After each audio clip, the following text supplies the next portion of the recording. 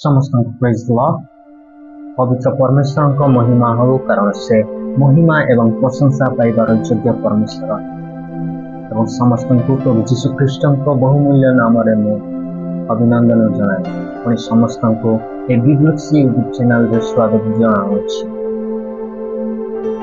आम समय नष्ट न कर से ईश्वर को जीवंत वाक्य प्रति ध्यान देवा।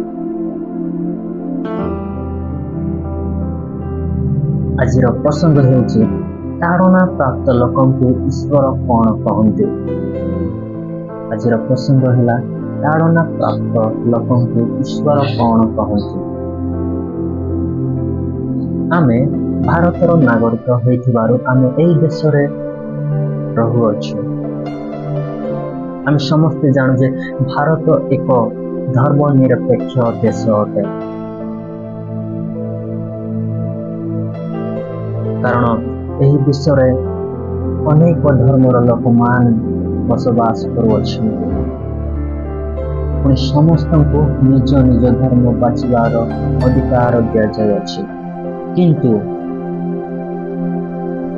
हिंदू धर्मर लोक बहु संख्यक थिबा हेतु से माने ख्रिस्टियन लोक मान को ताड़ना देउछि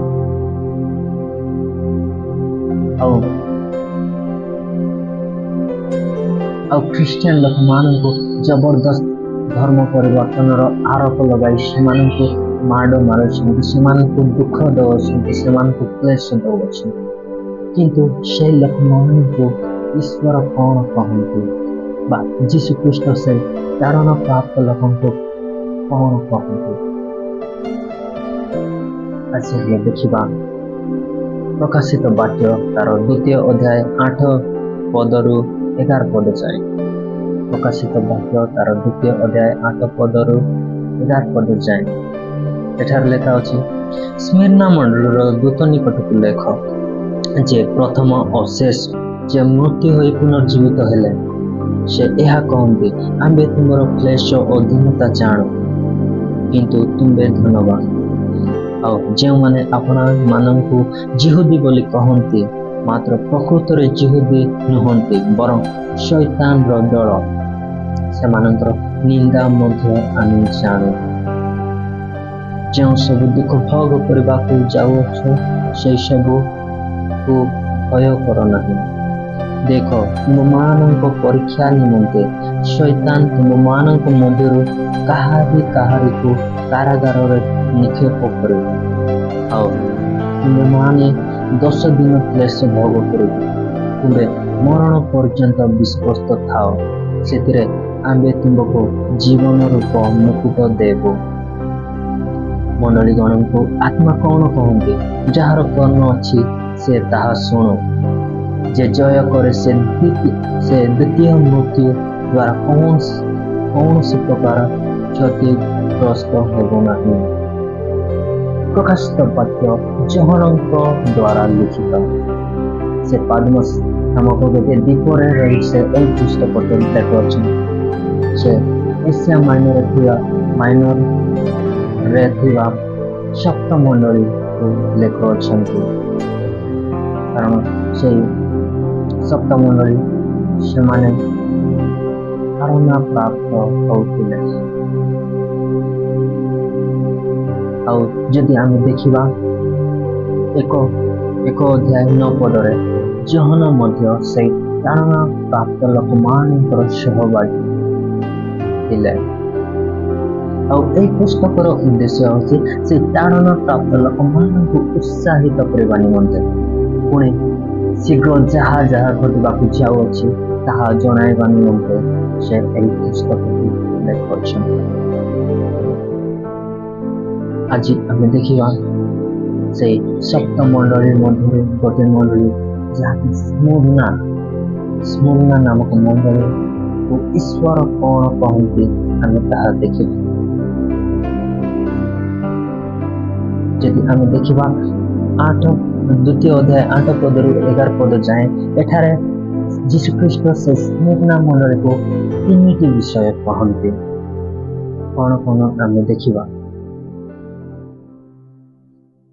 8 पदर लिखा जाए स्मिर्ना मंडलीर दूत निकट को लेख जे प्रथम और शेष जे मृत्यु होई पुनर्जीवित हेले से यह कहती आम्बे तुमर क्लेश और दीनता जाणु किंतु तुम्हें धनवान आओ जो माने आपण मानक जिहुदी बोली कहती मात्र प्रकृत रे जिहुदी नुहे बरं शैतान रो दल से मानकर निंदा मध्य जाणु।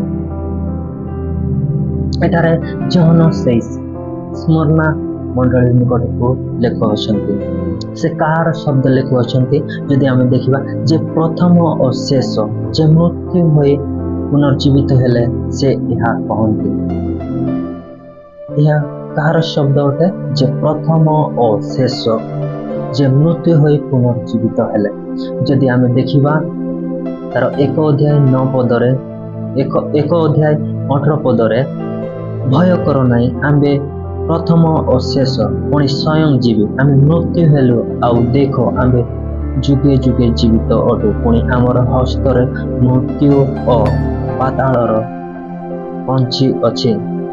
यार अर्थ हूँ जीशु ख्रीस्ट निजे कहते आमे प्रथम और शेष आउ एठारे जहन लेख अच्छे जे प्रथम और शेष जे मृत्यु होई पुनर्जीवित हेले से यह कहते यार अर्थ जहन से जीशु ख्रीस्ट शब्द बा वाक्य को से लेख अच्छे आउ जीशु ख्रीस्ट से स्मरण मंडली को कौन कहती आम देखा से यह कहती आम्बे तुमर क्लेश और दीनता जाणु एटारे जीशु ख्रीस्ट से ताड़ना प्राप्त होइथिबा स्मरणा मंडल लोक मान को कहउछंती आम्बे तुमर क्लेश और दीनता जानो किंतु तुम्हें धनवान से माने कि प्रकार क्लेश पाउथिले यदि आमे देखिबा एठार लेखा अछि आउ जो माने अपना मान को जिहुदी बोली कहती मात्र प्रकृत रे जिहुदी नुहंती बरं शैतान रो दल से मानकर निंदा मध्य आमे जाणु तारे से जिहुदी लोक माने से मान को निंदा करथिले आउ से माने से लोक मान की ताड़ना करुथिले आउ से मानकर क्लेश कौन थिला यदि आमे देखिबा चर्च हिस्ट्री रे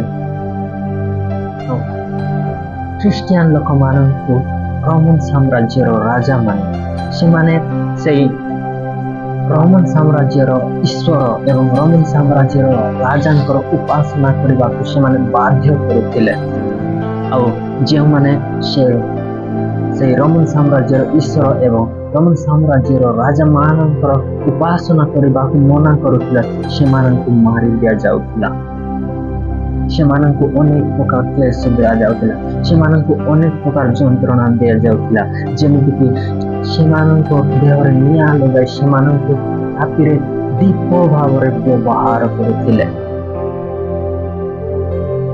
चिंता कर देखो से मान को निया लगाई रातिरे दीप व्यवहार करुथिले एक प्रकार जंत्रणा ख्रिस्टियन लोक मान को से समय दिया जाउथिला जे कि रोमन साम्राज्यर ईश्वर को उपासना करुनथिला आज मध्य आम देश ख्रिस्टियन लोक मान को एक प्रकार व्यवहार करुछंती आपण ए वीडियो देखि पारिबे।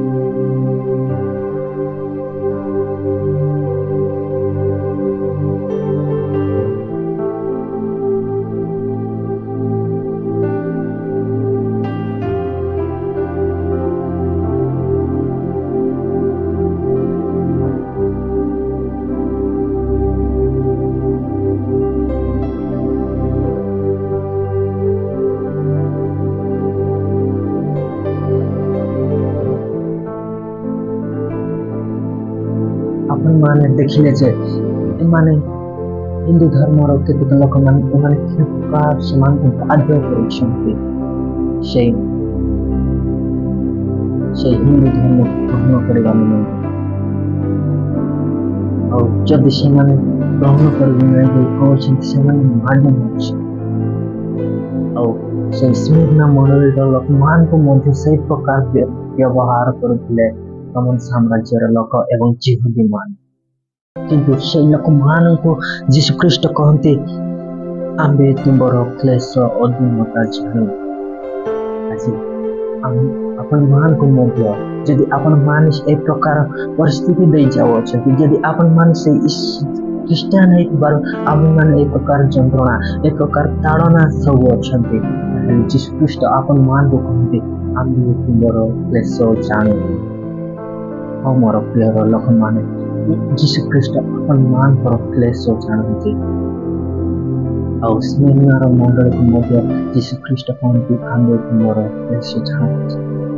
ଆଉ ଦ୍ୱିତୀୟ ବିଷୟ ସେ କଣ କହନ୍ତି ଆମେ ଦେଖିବା 10 ପଦରେ, ଯେଉଁ ସବୁ ଦୁଃଖ ଭୋଗ କରିବାକୁ ଯାଉଅଛ ସେଇ ସବୁକୁ ଭୟ କର ନାହିଁ। ଦେଖ ତୁମମାନଙ୍କ ପରୀକ୍ଷା ନିମନ୍ତେ ଶୈତାନ ତୁମମାନଙ୍କ ମଧ୍ୟରୁ କାହାରିକୁ କାରାଗାରରେ ନିକ୍ଷେପ କରିବ, ଆଉ ତୁମେମାନେ 10 ଦିନ କ୍ଲେଶ ଭୋଗ କରିବ। ତୁମେ ମରଣ ପର୍ଯ୍ୟନ୍ତ ବିଶ୍ୱସ୍ତ ଥାଅ, ସେଥିରେ ଆମେ ତୁମକୁ ଜୀବନ ରୂପ ମୁକୁଟ ଦେବ। ଏଠାରେ ଲେଖା ଅଛି ଯେଉଁ ସବୁ ଦୁଃଖ ଭୋଗ କରିବାକୁ ଯାଉଅଛ ସେଇ ସବୁକୁ ଭୟ କର ନାହିଁ। ଦ୍ୱିତୀୟ ବିଷୟ ସେଇ ସ୍ମିର୍ନା ମଣ୍ଡଳୀକୁ ଯୀଶୁ ଖ୍ରୀଷ୍ଟ କହନ୍ତି ଭୟ କର ନାହିଁ। କେଉଁ ବିଷୟରେ? ଯେଉଁ ସବୁ ଦୁଃଖ ଭୋଗ କରିବାକୁ ଯାଉଅଛ ସେଇ ସବୁକୁ। ଆମେମାନେ ଦେଖିଗଲୁ ଯେ ପ୍ରଥମରେ ସେମାନେ ଯେଉଁ ଦୁଃଖ ଭୋଗ କରୁଛନ୍ତି ତାହା ଯୀଶୁ ଖ୍ରୀଷ୍ଟ ଜାଣନ୍ତି, ପୁଣି ସେମାନେ ଆଗକୁ ମଧ୍ୟ ସେଇ କ୍ଲେଶ ଭୋଗ କରିବାକୁ ଯାଉଅଛନ୍ତି।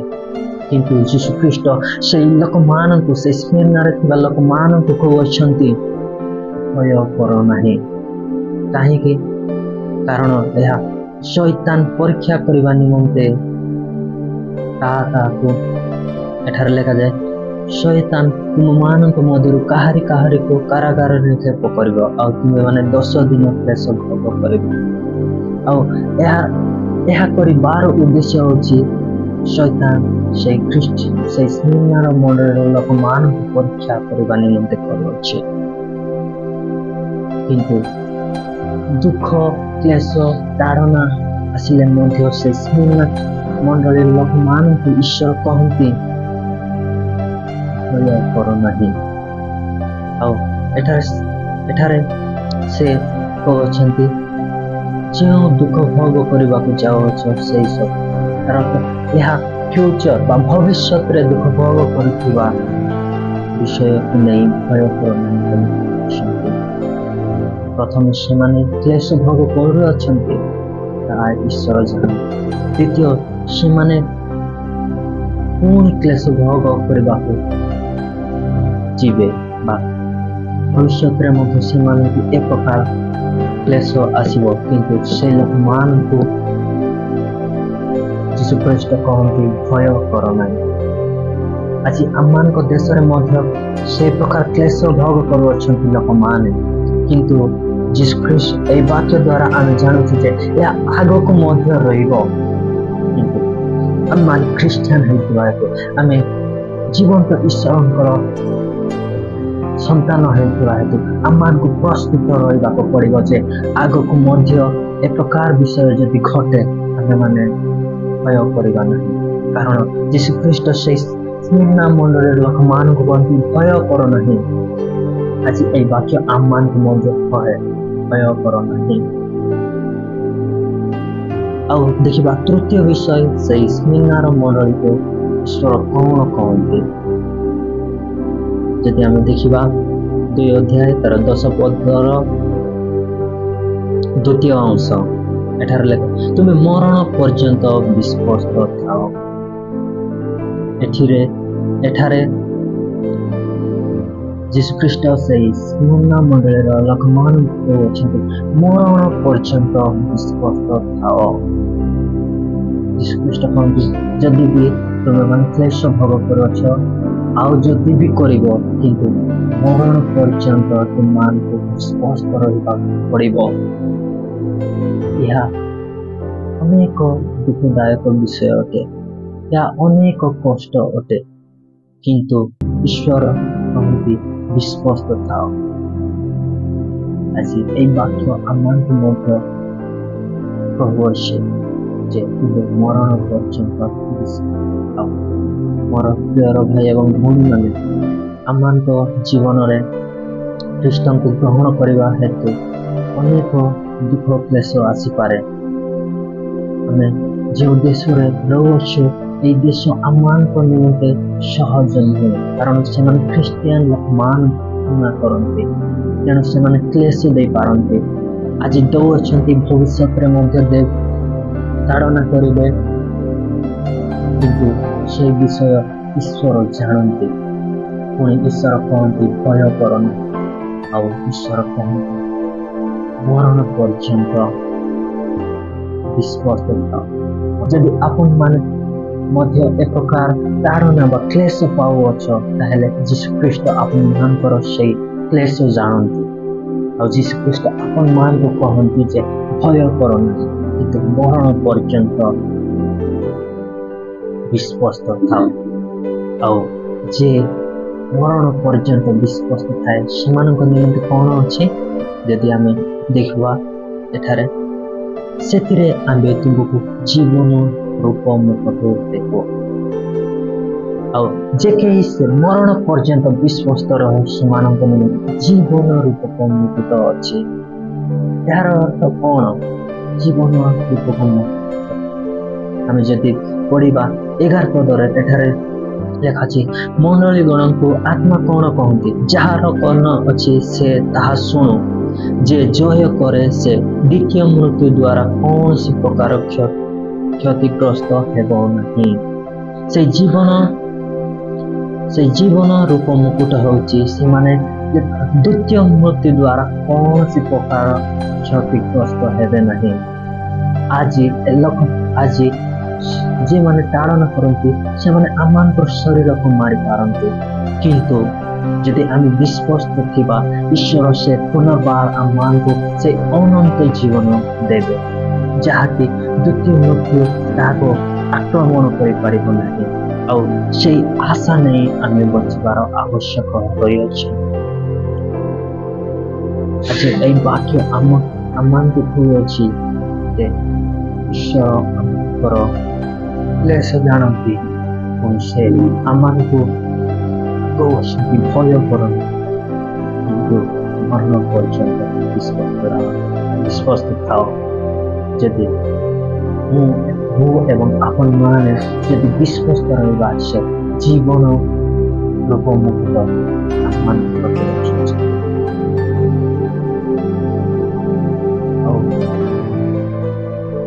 ଆଉ ଯଦି ଆମେ ସେଇ ଈଶ୍ୱରଙ୍କ ଠାରେ ଭରସା କରିବା, ଆମେ ଏପ୍ରକାର କରିପାରିବା। ଯଦି ଆମେ ଈଶ୍ୱରଙ୍କ ଠାରେ ଭରସା କରିବା ନାହିଁ, ଆମେ କେବେ ମଧ୍ୟ ବିଶ୍ୱାସ ହୋଇ ରହିପାରିବା ନାହିଁ। ତେଣୁ ଆମେ ପ୍ରତ୍ୟେକ ଦିନ ପରମେଶ୍ୱରଙ୍କ ଠାରେ ପ୍ରାର୍ଥନା କରିବା, ପ୍ରଭୁ ମୋତେ ଶକ୍ତି ଦିଅ ଏସବୁ ବହ୍ୟ କରିବା ନିମନ୍ତେ। ଆମେ ପରମେଶ୍ୱରଙ୍କ ଠାରେ ବିଶ୍ୱାସ କରିବା, ଆମେ ତାଙ୍କୁ ଶକ୍ତି ମାଗିବା, ଯେ ପ୍ରକାର ଆମେ ଏହି ସବୁ ବିଷୟ ସହିପାରିବା ଆଉ ମରଣ ପର୍ଯ୍ୟନ୍ତ ବିଶ୍ୱାସ ରହିପାରିବା। ଛୋଟ ବାକ୍ୟ ପରମେଶ୍ୱର ସମସ୍ତଙ୍କୁ ଆଶୀର୍ବାଦ